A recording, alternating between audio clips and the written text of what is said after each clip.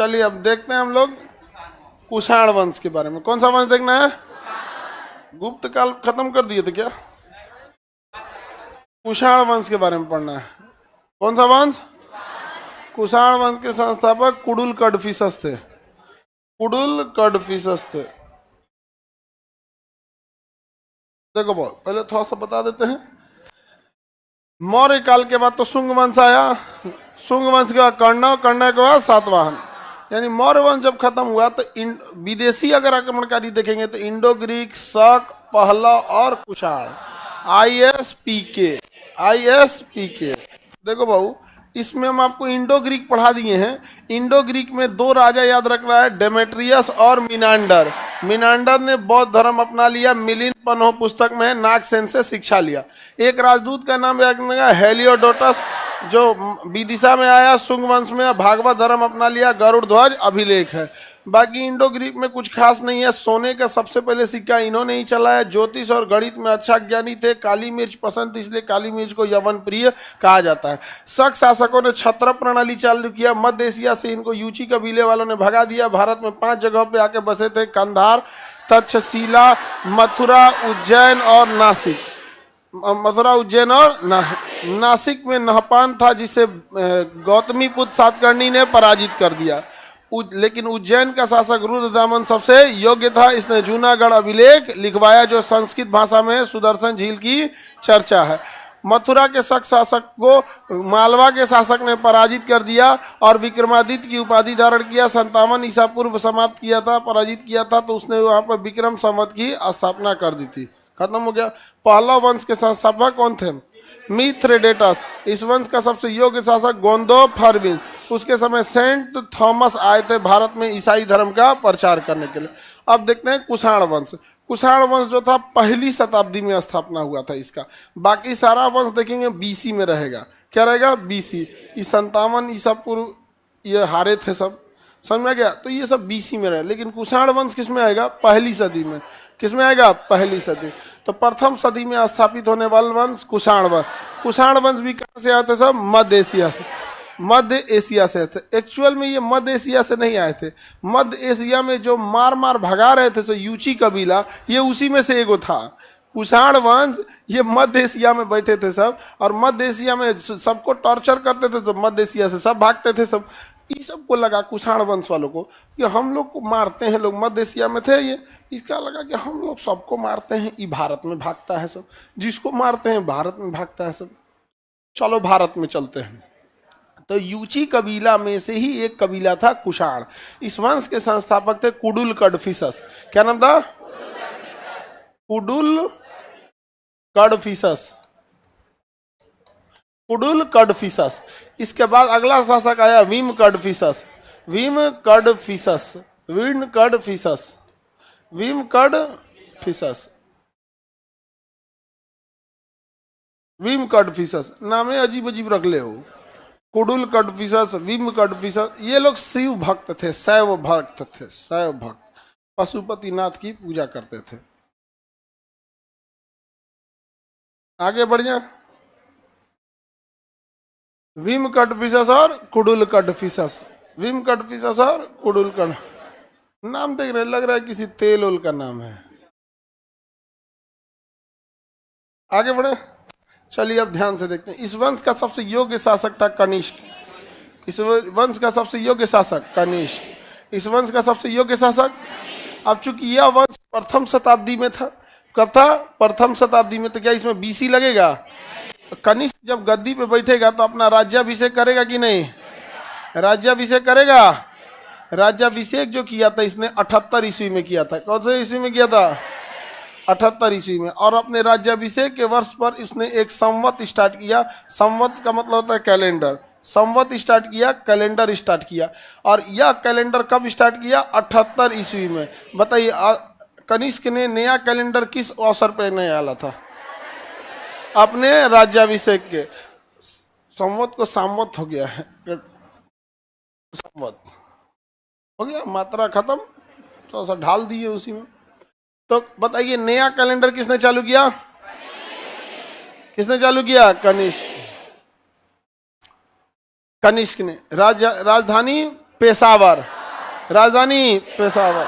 राजधानी राज्याभिषेक चौथे वर्ष 78 ईस्वी में। 78 ईस्वी में। और 78 ईस्वी में जो कैलेंडर चालू किया, इस कैलेंडर का नाम होना चाहिए कुषाण कैलेंडर। तो इस कैलेंडर का सबसे ज्यादा यूज किया शक राजाओं ने, इसलिए इस कैलेंडर का नाम हो गया शक संवत। क्या शक राजाओं ने चालू किया था? कनिष्क द्वारा बनाए गए कैलेंडर का सर्वाधिक यूज करने लगे सब शक शासक, क्योंकि शक अभी पूरी तरह से समाप्त नहीं थे। हम बताए थे शकों को पूरी तरह समाप्त करेगा इसके बाद आने वाला वंश गुप्त वंश। शक ये सब चौराने में सबसे आगे थे। देखें सुदर्शन झील बना बनाया था पहले से, उसको पेंट वेंट करा दिया, चबूतरा ठीक ठाक करा दिया, 2-4 को छठ घाट बनवा दिया, हो गया, लिखवा दिया मैं रुद्रदामन सुदर्शन झील का जीर्णोद्वार करा रहा हूँ, दाएं दे लिख दिया। लेकिन ईमानदार था। आजकल का नेता क्या करता था, न कहता मैं ही बनवाया ही हूं सुदर्शन झील, जबकि उसने एक्सेप्ट किया था कि सुदर्शन झील उसने नहीं बनाया, चंद्रगुप्त मौर्य ने बनवाया। उसके बाद इसने क्या किया था, पुनर्निर्माण इत्यादि कराया था। समझा कि इनकी राजधानी बदलते रहती थी, कभी तक्षशिला हुई, कभी पुरुषपुर, पेशावर हुआ, फिर कुंडलवन तक हुआ कश्मीर में। इसी के समय चौथी बौद्ध संगीति होगी। समझ में आ गया कि नहीं आ गया? तो बताइए इसने अपना राज्याभिषेक कब कराया? 78 ईस्वी में इसने अपना राज्याभिषेक कराया था। कोई दिक्कत? कनिष्क के बारे में आप समझते हैं। तो कनिष्क की स्टार्टिंग स्टेज हो गई। कुषाण वंश का सबसे योग्य शासक कौन था? कुषाण वंश का सबसे योग्य शासक कनिष्क था। इस वंश का संस्थापक कुडुल कटविसस, उसके बाद भीम कटविसस और वास्तविक संस्थापक कनिष्क। राज्याभिषेक कब कराया? 78 ईस्वी में। राज्याभिषेक कराया 78 ईस्वी में। यह बहुत ही योग्य शासक था। इसने पाटलिपुत्रा पर आक्रमण कर दिया। पाटलिपुत्रा पर क्या किया? पाटलिपुत्र पर क्या कर दिया? आक्रमण कर दिया। और पाटलिपुत्र पर जब आक्रमण किया तो महात्मा बुद्ध का भिक्षा पात्र लेके चला गया। क्या लेके चला गया? भिक्षा पात्र लेके चला गया। भिक्षा पात्र मतलब जिसमें वो भिक्षा मांगा करते थे, और भिक्षा पात्र लेके चला गया। कहां से? पाटलिपुत्र से। कहां से? और यहाँ के एगो टीचर थे, उनको भी लेके चला गया। अश्वघोष। अश्वघोष यहाँ के एक प्रोफेसर को लेके उठा के लेके चल गया। अश्वघोष कहा कि सबसे बड़का बैच इन्हीं का है, लेके चलो, लेके चलो। इसी क्लासरूम में लगता है पढ़ाते थे, इसी क्लासरूम में पढ़ाते थे यहाँ पे। उस समय लेके चला गया। हाटे पे पढ़ाते थे, मुसल्लापुर हाट पे, यहीं पे। हमको लगता है यही क्लास हुआ था क्या? हो सकता है, क्योंकि अभी ये सबसे बड़का क्लास यही है। अब तो ऑफलाइन वगैरह तो सबसे ज़्यादा बच्चे पटने में है, सब पटना, कोटा, प्रयागराज, यही सब में है सब ज़्यादा बच्चे। कोटा में क्लासरूम, छोटे छोटे क्लासरूम का प्रचलन है। 200, 400, 500, 1000 बहुत हो गया, 500 तो बहुत हो गया वहाँ पर है। सबसे बड़का क्लास का प्रचलन कहाँ है? पटना में है। तो खैर केजीएस में क्लास आज से थोड़े सबसे बड़ा है। 2018 से सबसे ज्यादा बच्चे केजीएस में थे। सबसे बड़ा क्लासरूम है तो सबसे ज्यादा मेहनत करो लोग, क्योंकि हमारे ऊपर रिस्पॉन्सिबिलिटी भी है। समझ में आ रहा है कि नहीं आ रहा है?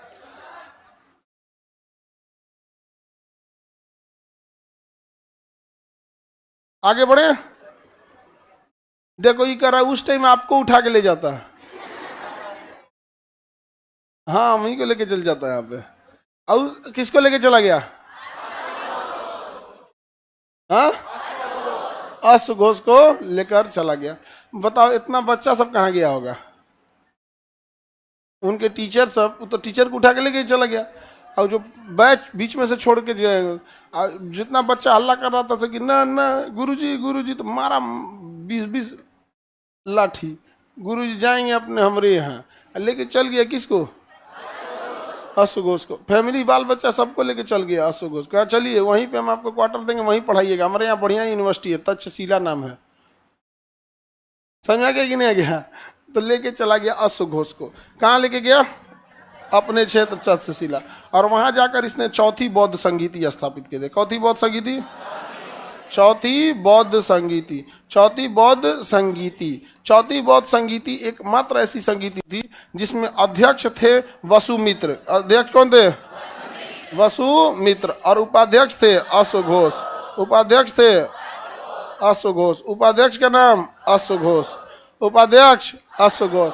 इसके अपने पंडित जी का नाम वसुमित्र। वसुमित्र बहुत जरंत आदमी था वसुमित्र, जरतुआ था एकदम। वसुमित्र क्या था? जरतुआ, एकदम जरंत था। हालांकि इतिहास गवाह है पूरे पृथ्वी पे सबसे जरतुआ प्राणी शिक्षक होता है। पूरे पृथ्वी पे सबसे जरतुआ प्राणी क्या होता है? शिक्षक होता है। इसको मैनेजमेंट भी खुद ही देखना रहता है, पढ़ाने में भी इसी को देखना है। कुछ रहेगा अपने आपे को सबसे श्रेष्ठ बोलने की कोशिश करेगा, जब देखो तब अपने भाषण देते रहेगा। पूरे पृथ्वी पर सबसे जरंत प्राणी कौन है? शिक्षक। इतना जलता है जितना किसी को हद नहीं यहाँ पर। और मतलब हमको एक बात नहीं समझ में आता है, तुम्हारे ही फीस से उसका घर चलता है, तुम्हारे ही फीस से उसकी शौक पूरी होती है। तो हमारा हेलीकॉप्टर में घूमने का शौक है, केकरा के पैसा से? आप ही के पैसा से यहाँ पर। और शर्मो लिहाज नहीं लगता है। कितना खराब लगेगा कि भैया हमारा शौक फलनिया चीज का शौक है, तुम अपना बिजनेस कर लो साइड से ना। तुम्हारे ही पैसा से कपड़ों पहने का कोई शिक्षक, चाहे हम हो या कोई भी हो, किसके पैसा से? आप ही के फीस के पैसा से। और ओपे से डिंग हाकेगा, मैं वो भाई ब्रांड हो ब्रांड है बैल कहीं के। शर्म कर यार, ये विद्यार्थियों के पैसा का है, आप बेरोजगारी का। अरे भाई आप इनको सबको रोजगार नहीं दिला सकते हो, एटलीस्ट वैकेंसी जितना रहेगा उतना ही ना कोई भी रोजगार दिला सकता है। तो कम से कम जख्मों पे नमक तो नहीं छिड़को यहाँ पर। तो आप ही लोग के पैसा से सब चल रहा है। लेकिन एक बार भी आप लोग को कुछ नहीं बोलेगा, एक बार भी नहीं बोले, अपने आपे को एकदम डिंग हाकेगा। हमरे नसीब फूटल था जो हम यहाँ चलाए। सेना में रहते तो बहुत अच्छा से रहते, सही बताते हैं। आप अपनी आप कहीं चले जाओ, शिक्षा के क्षेत्र में वर्ल्ड का सबसे बड़ा चैनल है, सबसे ज्यादा विद्यार्थी पढ़ते हैं। एप्लीकेशन पे 15 मिलियन है, एप्लीकेशन क्रैश होने वाला है। उसके बावजूद हम जब देखिए, आप चाहे आप लॉज में रहते हैं, अगर लॉज में सारे बच्चे ठीक ठाक एक दूसरे से मतलब मेल मिलाप से रहते हैं, कभी एक दूसरे का हेल्प करते हैं, या कुछ भी नहीं करते हैं, अपना पढ़ाई से पढ़ाई मतलब रखते हैं, आपको अच्छा लगेगा। कैसा लगेगा वो लॉज? ये उसकी बुराई, वो उसकी बुराई, ये इसकी बुराई। अरे मतलब मत पूछो, हम क्या कहते हैं, हमारा नसीब फूटल था जो सोचा शिक्षक में चलाए लो। कभी बैठिए ना इनके पास, वो ओकर बुराई, वो ओकर बुराई, वो ओकर बुराई। मन करता है इनसों को कहें कि रे तुम लोग को आप पास से देख लीजिएगा ना, पैर छूने की इच्छा नहीं करेगी आपको। ये सब बतियाएगा केवल अपने फायदा के लिए। कहते हैं कभी स्टूडेंट के लिए आवाज उठाए हो लोग, कभी उसके फीस को लेके, कभी वैकेंसी टाइमली हो सके, कभी सरकार से लड़के। न हम सामूहिक बोलेंगे, नाम नहीं लेंगे, ऐसे नहीं होगा, वो नहीं होगा। अभी अरे भाई बड़ी झमेला हो जाता है। गया और नवादा में ट्रेजरी में विवाद हुआ था। हम शिक्षकों से कहें कि सर आप लोग सामूहिक आवाज उठाएंगे तब ना, तो डीएम के खिलाफ हम आवाज कैसे उठाएंगे? डीएम के खिलाफ ऐसे बोलिए ना, हम ऊपर ऊपर बोलते हैं, बीपीएससी को जितना बोलना है बोलना है, व्यक्तिगत नाम नहीं ना, व्यक्तिगत नहीं। कोनो नाम लिए थे लोग, मन बढ़ जाता है यहाँ पे। हमारे किस्मत फूटल था, शिक्षक में चला है। अजीब टाइप का लगेगा। देखो दो मुहा इंसान को देख के तुम ज्यादा देर अच्छा नहीं लगेगा। यहाँ पे कह दीजिए फीस के लिए लड़े ना, वो क्या लिए घुमा घुमा गोल गोल बात करेगा सब। नेता से ज्यादा राजनीति करता है सही सब, नहीं समझे? एक आदमी को बोले कि किताब आपको बेचना है तो लाइए हम छाप देते हैं, हम उस किताब पे कहीं नहीं प्रिंट करेंगे कि हमारे मशीन पे छपा हुआ है, क्योंकि आप जो दीजिएगा वही छपेगा, हम अगले से पन्ना थोड़े लगाएंगे, वही छपेगा। और हम नॉन डिस्क्लोजर एग्रीमेंट साइन कर देते हैं, NDA, नॉन डिस्क्लोजर एग्रीमेंट, की हम ये डिस्क्लोज नहीं कर सकते हैं कि ये किताब हमने छापा है। अगर डिस्क्लोज करते हैं तो आप एक जुर्माना की राशि तय कर दीजिए कि हाँ हम पे 1 करोड़ जुर्माना लगा देंगे, 2 करोड़ जुर्माना लगा देंगे, हम NDA साइन कर देते हैं। लेकिन आप हमसे छपवा लीजिए, हम 1 रुपया में 8 पेज छाप देंगे आपको। जो 400 का किताब बेच रहे, 300 की किताब बेच रहे, 70-80 रुपये में छाप के दे देंगे हम आपको। आप बच्चों को दीजिएगा, हमको क्या मतलब है?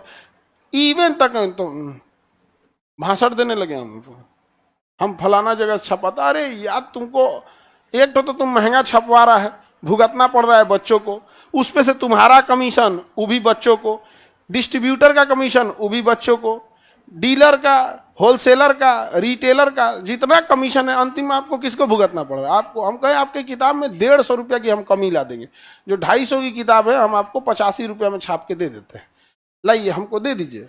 लेकिन ना, अब 250 में किताब खरीदो, 300 में खरीदो, यहाँ पे एक से एक रहता है सर।